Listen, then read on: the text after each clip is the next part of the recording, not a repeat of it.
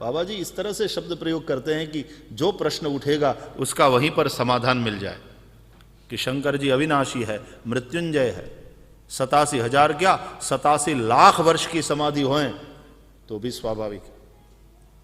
तजी समाधि शंभु अविनाशी। शंकर जी जागे हैं, पता चला सती को। कैसे? बोले राम नाम शिव सुमिर न लागे। राम के नाम का स्मरण करें।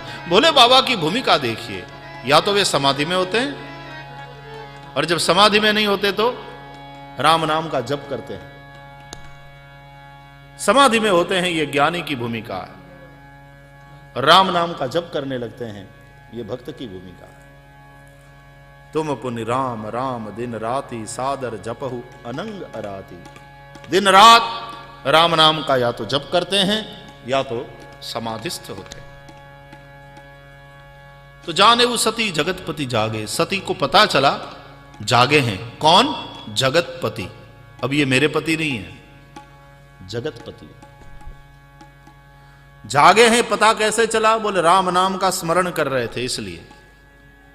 जो राम राम करता है वही जागा हुआ है, इसका मतलब ये हुआ। और जिसके मुंह से राम का नाम नहीं निकलता वो सोया हुआ। हाँ, वो मोह निशा सब सोवनिहारा। जागे हुए वही है और जो जागा हुआ है वही जोगी।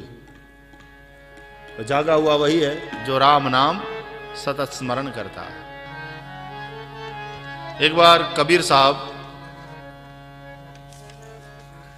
काशी में गंगा स्नान करके लौट रहे थे, तब किसी की मृत्यु हो गई थी तो स्मशान यात्रा जा रही थी मणिकर्णिका घाट की ओर, और सब राम नाम सत्य है, राम नाम सत्य है, राम नाम सत्य है बोलते हुए जा रहे थे। तो कबीर जी मिल गए रास्ते में। तो कबीर जी ने रोका कि भैया क्या हुआ? बोले महाराज फला आदमी, वो जो आदमी था वो मर गया। अच्छा, उसकी मौत हो गई? बोले हाँ। तो कहाँ ले जा रहे हो?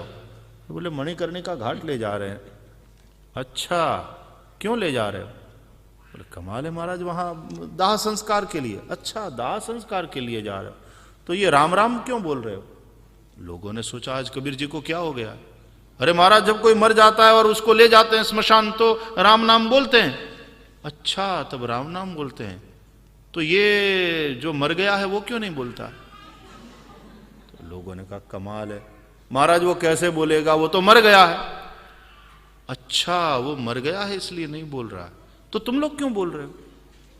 बोले हम जिंदा है इसलिए बोल रहे हैं। अच्छा, तुम लोग जिंदा हो इसलिए बोल रहे हो, ये मर गया इसलिए नहीं बोल रहा।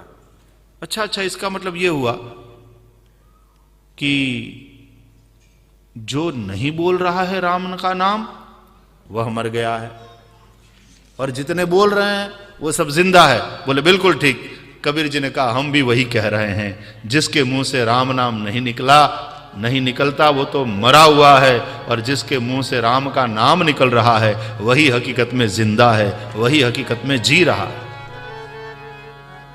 तो राम नाम शिव सुमिर न लागे, तो जाने वो सती कि जगतपति जागे हैं। अब जाकर के प्रणाम किया तो सन्मुख शंकर आसन दीना। शंकर जी ने सन्मुख आसन दिया कि बैठो। देखो, अब बगल में बैठने का अधिकार खो चुकी है वो।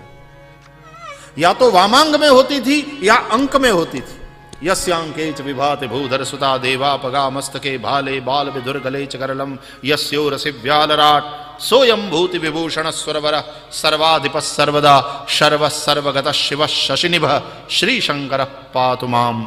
यस्यांके च विभाति भूधर सुता, या तो अंक में गोद में होती थी गिरजा, या तो वामांग में बाएं भाग में विराजमान होती थी। लेकिन आज न अंक में है, न गोद में, न वामांग में है।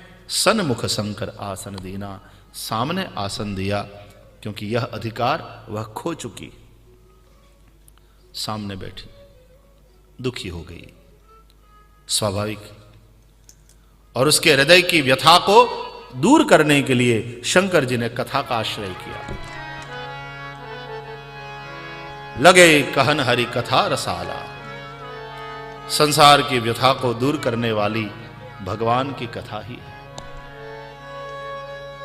उसी वक्त तुलसीदास जी कहते हैं दक्ष प्रजेश भय ते ही काला दक्ष प्रजापतियों के नायक बने। ब्रह्मा जी ने सब प्रकार से दक्ष को योग्य समझकर प्रजापतियों का नायक बनाया, और जब सबके राजा बन गए, सबके नायक बन गए दक्ष, तो दक्ष के मन में अभिमान आया।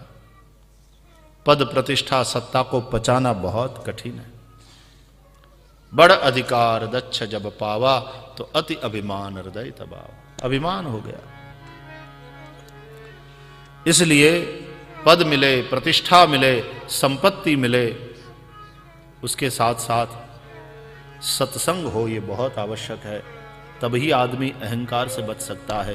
किसी सद्गुरु, किसी संत की शरण में रहना बहुत जरूरी है,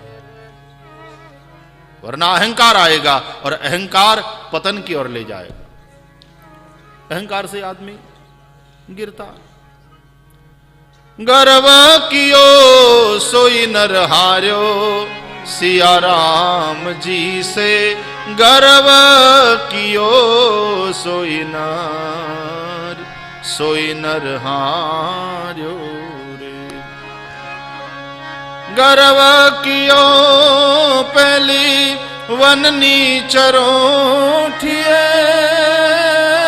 गर्व कियो पहली वननी चरोठिए, तो मुख कारो करी डार्यो, सिया राम जी से गर्व कियो सोई नर हार्यो। गर्व कियो सोई नर हार्यो, सिया राम जी से गर्व कियो सोई नर हार्यो।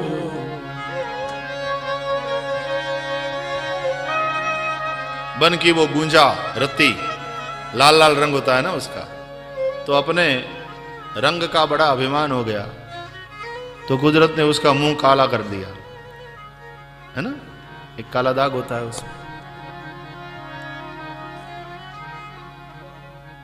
गर्व किया समुद्र ने, अगाध जल राशि हूं मैं। गर्व कियो पहला रत्नाकर सागरे, गर्व कियो पहला रत्नाकर सागरे, नीर खारो करी डार्यो, सिया राम जी से गर्व कियो सोई नर हार्यो। गर्व कियो सोई नर हार्यो, सिया राम जी से गर्व कियो सोई नर हार्यो। गर्व कियो लंकापति रावण, जान भी गई, लंका भी गई। अहंकार से वही बच सकता है जो सत्संग का आश्रय करता है, किसी संत की शरण में रहता है। रावण दक्ष प्रजापति को अहंकार हो गया।